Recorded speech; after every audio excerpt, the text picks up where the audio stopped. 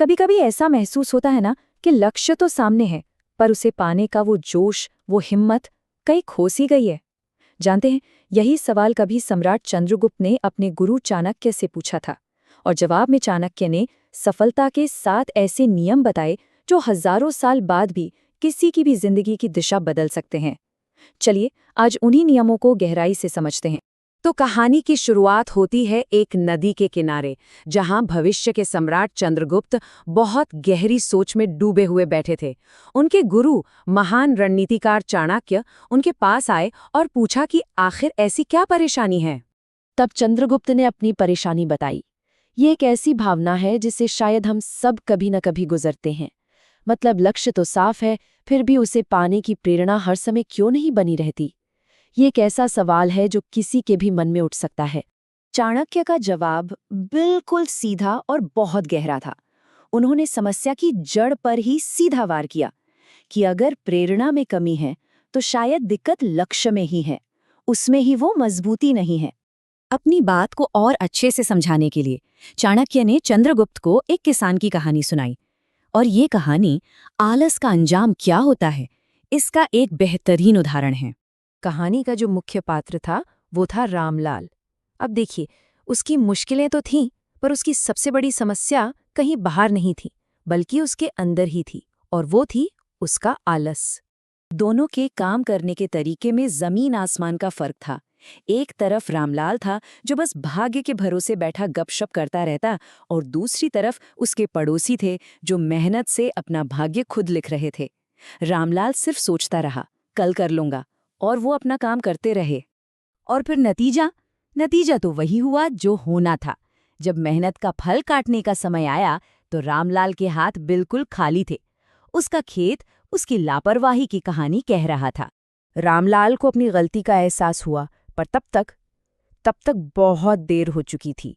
उसका पछतावा इस बात का सबूत है कि सही समय पर सही काम न करने की कीमत कितनी बड़ी हो सकती है। इस कहानी को खत्म करने के बाद चाणक्य ने चंद्रगुप्त को सफलता के वो 7 सूत्र बताए जो किसी का भी भाग्य बदल सकते हैं, और यही वो नियम है जो किसी को भी रामलाल जैसी गलती करने से बचा सकते हैं। तो चाणक्य ने दिए 7 ऐसे सिद्धांत जो सिर्फ नियम नहीं है, बल्कि एक सफल जीवन जीने का कह सकते हैं कि एक पूरा नक्शा है। तो चलिए एक एक करके इन्हें समझते हैं। पहला नियम है कि अपनी ऊर्जा को सही जगह पर लगाएं। दूसरों से तुलना करना, ये तो अपनी शक्ति को बर्बाद करने जैसा है ना? असली प्रगति तब होती है जब ध्यान इस बात पर हो कि मैं कल से बेहतर कैसे बन सकता हूँ, ना कि इस पर कि अरे दूसरे क्या कर रहे हैं। अच्छा, दूसरा नियम चंद्रगुप्त की जो असली समस्या थी उसका हल है।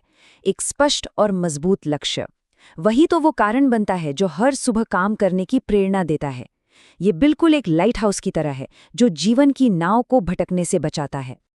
और सोचिए, ये मिसाल कितनी सटीक है। बिना लक्ष्य के जीवन की नाव किसी भी लहर के साथ बह सकती है और कहीं भी जाकर टूट सकती है। लक्ष्य ही उसे सही बंदरगाह तक लेकर जाता है। तीसरा नियम है आत्मविश्वास और दृढ़ता का। देखिए, रास्ते में मुश्किलें तो आएंगी, असफलताएं भी मिलेंगी, पर उनसे डरने की बजाय सीखना है। हर ठोकर एक सबक है जो इंसान को पहले से ज्यादा मजबूत बनाती है। इसका सबसे बड़ा उदाहरण तो खुद उनकी जिंदगी है। पहली बार जब वो हारे तो रुके नहीं, उन्होंने अपनी गलतियों से सीखा, एक नई रणनीति बनाई, और फिर एक ऐसा साम्राज्य खड़ा किया जिसे इतिहास आज भी याद रखता है। चौथा नियम है हमेशा एक छात्र बने रहना।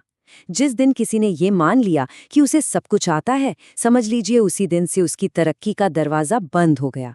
दुनिया हर पल बदल रही है, और लगातार सीखते रहना ही आगे बढ़ने का एकमात्र तरीका है। और सीखने के स्रोत तो हर जगह हैं। हर किताब, हर इंसान, हर गलती, यहाँ तक कि हर रोज की बातचीत में भी ज्ञान छिपा होता है। बस एक सीखने वाली नजर चाहिए। पांचवा नियम है अनुशासन। ये वो पुल है जो सपनों को हकीकत से जोड़ता है। बिना अनुशासन के बड़े से बड़ा लक्ष्य भी सिर्फ एक ख्याल बनकर रह जाता है। अनुशासन ही उस ख्याल को असलियत में बदलने का ढांचा तैयार करता है। छठा नियम बिल्कुल सीधा और सरल है। सफलता के लिए मेहनत की कीमत तो चुकानी ही पड़ती है। कोई शॉर्टकट नहीं है, पसीना बहाना ही पड़ता है। आराम के रास्ते से मंजिल तक कभी नहीं पहुंचा जा सकता। और सातवां और आखिरी नियम, वो कहावत है ना, खाली दिमाग शैतान का घर, ये बिल्कुल सच है। चाणक्य कहते हैं कि खाली समय को बेकार की सोच में गंवाने से अच्छा है उसे किसी सकारात्मक और बनाने वाले काम में लगाया जाए। तो खाली समय को बर्बाद करने के बजाय उसे अपने विकास का एक अवसर बनाइए। कोई नई स्किल सीखिए, भविष्य की योजनाएं बनाइए या बस अपने सपनों के बारे में सोचिए। ऐसा करने से हर पल कीमती बन जाता है। तो इन सातों नियमों का सार क्या निकलता है? असल में ये नियम मिलकर महारत का मार्ग बनाते हैं। एक ऐसा रास्ता जो हर किसी के लिए खुला है। बस उस पर चलने का इरादा मजबूत होना चाहिए। याद रखिए, सफलता कोई किस्मत का खेल नहीं है। ये उन छोटे छोटे सही फैसलों और हर दिन की गई मेहनत का नतीजा है। ये एक अभ्यास है, कोई जादू नहीं। तो अंत में असली लड़ाई बाहर की दुनिया से नहीं, बल्कि हर इंसान के अपने मन के अंदर होती है। सवाल ये है कि अगर इस विचलित मन को साध कर एक शक्तिशाली हथियार बना लिया जाए, तो क्या कोई ऐसा लक्ष्य है जिसे हासिल नहीं किया जा सकता?